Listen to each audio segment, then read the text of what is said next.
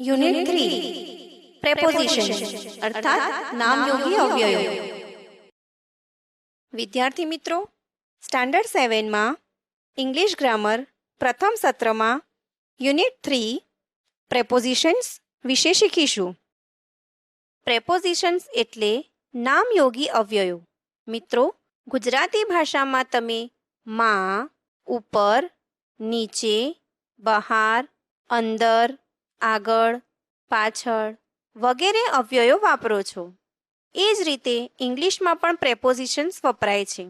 તે દરેક કઈ રીતે વાક્યમાં વપરાય છે તે હવે સમજીએ. નંબર 1, ઇન એટલે કે માં અથવા અંદર. કોઈ વસ્તુ ક્યાંક અંદર હોય કે કોઈમાં સમાયેલી હોય ત્યારે ઇન પ્રેપોઝિશન વપરાય છે. આ વાક્યો જુઓ અને સમજો. A crow is flying in the sky. કાગડો આકાશમાં ઉડી રહ્યો છે. Who is in the bathroom. બાથરૂમમાં કોણ છે? A fish swims in the water. માછલી પાણીમાં તરે છે. નંબર 2, ઓન એટલે કે ઉપર. મિત્રો, એક વસ્તુ પર બીજી વસ્તુ છે એવું દર્શાવવા માટે ઓન વપરાય છે. જેમ કે my pen is on the table. મારી પેન ટેબલ ઉપર છે. There is a lizard on the wall. દિવાલ પર ઘરોડી છે. See on the first page એટલે કે પહેલા પાના પર જુઓ. Don't stand on the chair અર્થાત ખુરશી પર ઊભા રહેશો નહીં. Number 3, at. મિત્રો, એટનો ઉપયોગ સ્થળ સૂચક તરીકે થાય છે. આ વાક્યો જુઓ. I am at home. હું ઘરે છું. Who is at the door. દરવાજે કોણ છે? Rehana is at her office. Rehana તેની ઓફિસે છે. નંબર 4, ઓવર એટલે કે ઉપર. જ્યારે વસ્તુ કોઈની ઉપર હોય પરંતુ તેને અડકી ન હોય ત્યારે ઓવર વપરાય છે. આ વાક્યો જુઓ. The fan is over my bed. પંખો મારી પથારી ઉપર છે. અહીં પંખો પથારીને અડકે તે રીતે નથી. તે પથારીની ઉપર દૂર છે. A plane is flying over the city. વિમાન શહેરની ઉપર ઉડી રહ્યું છે. The birds flew over the tree અર્થાત પક્ષીઓ ઝાડ ઉપર થઈને ઉડ્યા. નંબર 5, અંડર અર્થાત નીચે. મિત્રો, અંડરનો ઉપયોગ કશાકની નીચે એવા અર્થમાં થાય છે. આ વાક્ય જુઓ અને સમજો. There is a letter under that book અર્થાત પેલી ચોપડીની નીચે એક પત્ર છે. There was a dog under the stairs એટલે કે નીસણની નીચે કૂતરું હતું. The farmer is sleeping under A tree એટલે કે ખેડૂત ઝાડ નીચે સૂઈ રહ્યો છે. The children are playing under A tree એટલે કે બાળકો ઝાડ નીચે રમી રહ્યા છે. નંબર 6, ઓપોઝિટ એટલે કે સામે. ઓપોઝિટનો ઉપયોગ ની સામે એવું દર્શાવવા થાય છે. આ વાક્યો જુઓ અને સમજો. આઈ એમ સિટિંગ ઓપોઝિટ ઉર્વી અર્થાત હું ઉર્વીની સામે બેઠી છું. There is a grocery shop opposite my house. મારા ઘરની સામે એક કરિયાણાની દુકાન છે. City lake restaurant is opposite the Vastrapur lake એટલે કે સિટી લેક હોટલ વસ્ત્રાપુર તળાવની સામે છે. નંબર 7, ઇન ફ્રન્ટ ઓફ અર્થાત ની આગળ. કોઈ વસ્તુ કોઈની આગળ છે તે દર્શાવવા ઇન ફ્રન્ટ ઓફ લખાય છે. આ વાક્યો સમજો. Maya is sitting in front of Chhaya. Maya છાયાની આગળ બેઠી છે. There is a tree in front of the temple. મંદિરની આગળ એક ઝાડ છે. Don't park your car in front of the gate અર્થાત તમારી ગાડી દરવાજાની આગળ પાર્ક ન કરો. નંબર 8, બિહાઇન્ડ અર્થાત પાછળ.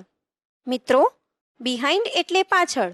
કોઈ વસ્તુ કોઈની પાછળ છે તેવું દર્શાવવા બિહાઇન્ડ વપરાય છે. આ વાક્યો જુઓ અને સમજો. Nirav is sitting behind me. Nirav મારી પાછળ બેઠો છે.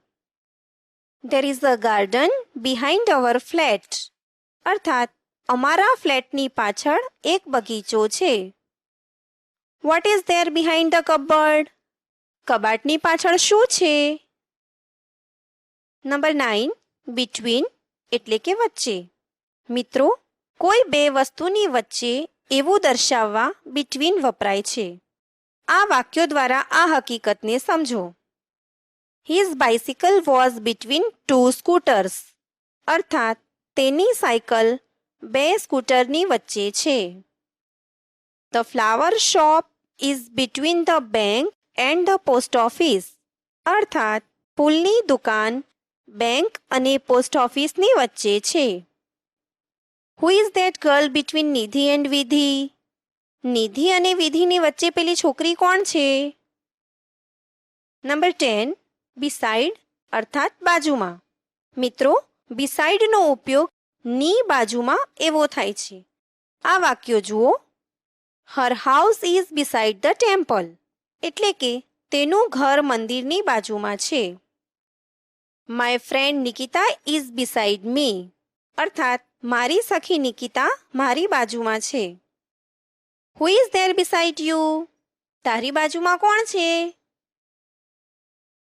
નંબર 11, નિયર એટલે કે નજીક અથવા તો પાસે. કોઈ વસ્તુ નજીક છે તે દર્શાવવા નિયર વપરાય છે. આ વાક્યો જુઓ. There is a bank near my house.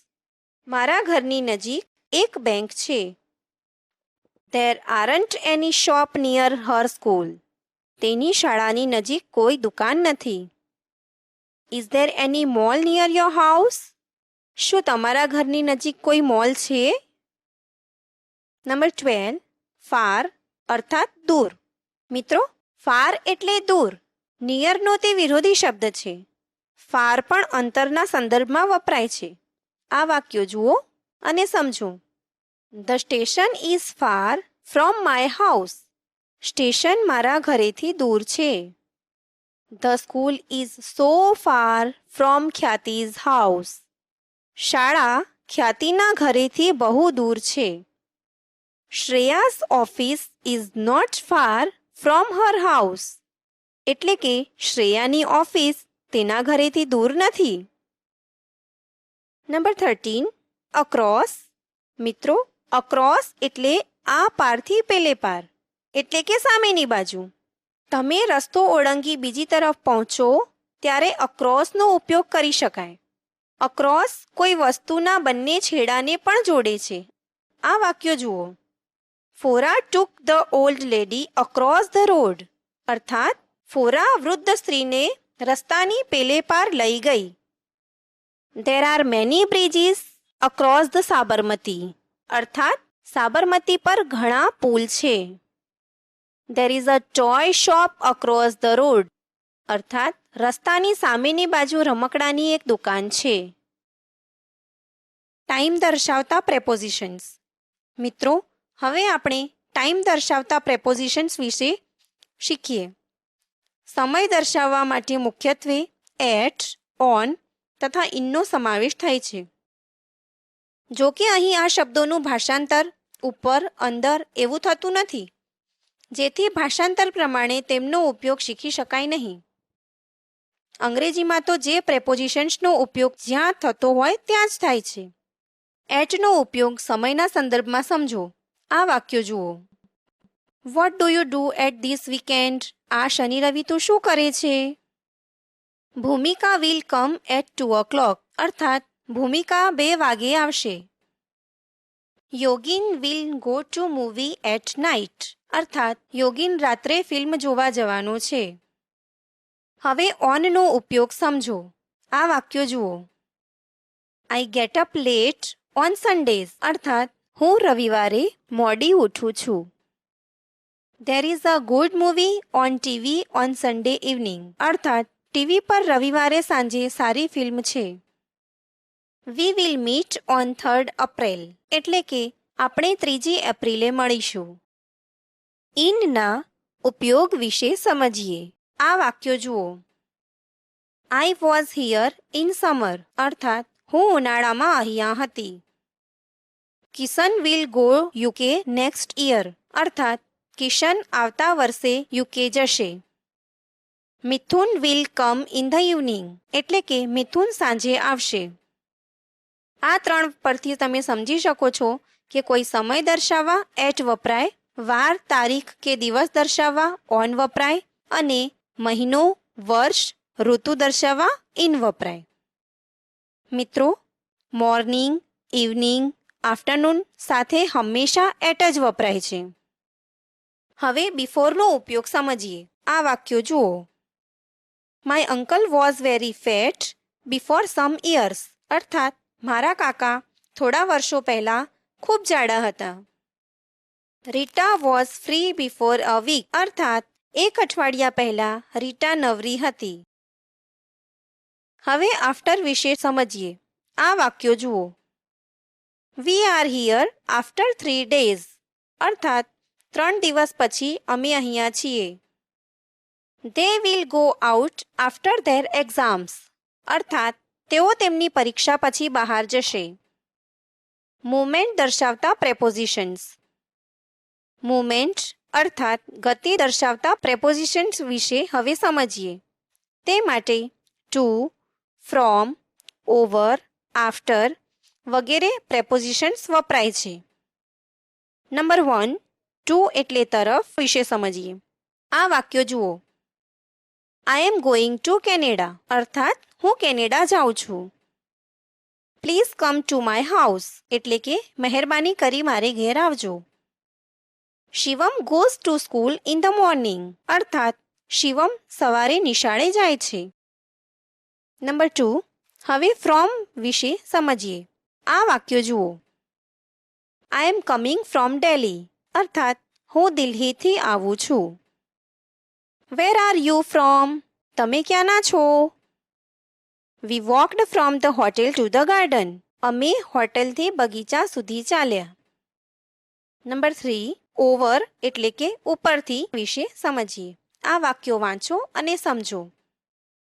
A sparrow flew over my head અર્થાત એક ચકલી મારા માથા પરથી ગઈ. Abdul can jump over the wall અર્થાત અબ્દુલ દિવાલ પરથી કૂદી શકે છે. વિજય થ્રો અ બોલ ઓવર ધ નેટ અર્થાત વિજયે જાળી પરથી દડો ફેંક્યો. નંબર 4 હવે આફ્ટર એટલે કે પાછળ વિશે સમજો. આ વાક્યો જુઓ.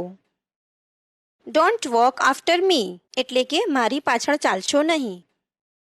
એ cat was running after a mouse અર્થાત એક બિલાડી ઉંદર પાછળ દોડી રહી હતી. A dog ran after the thief last night અર્થાત ગઈકાલે રાત્રે એક કૂતરો એક ચોરની પાછળ દોડ્યો હતો. સમ અધર પ્રેપોઝિશન્સ. મિત્રો, હવે અન્ય કેટલાક પ્રેપોઝિશન્સ વિશે આપણે શીખીએ.